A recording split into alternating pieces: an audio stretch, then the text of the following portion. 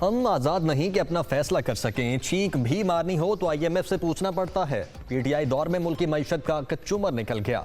वज़ीर आज़म का बहाना 300 यूनिट बिजली इस्तेमाल करने वालों के लिए फ्यूल एडजस्टमेंट चार्जेस खत्म करने का ऐलान।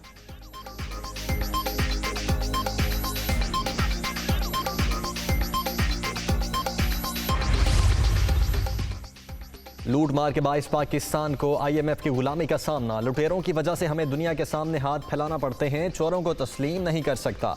इमरान खान का सरगोधा में खिताब।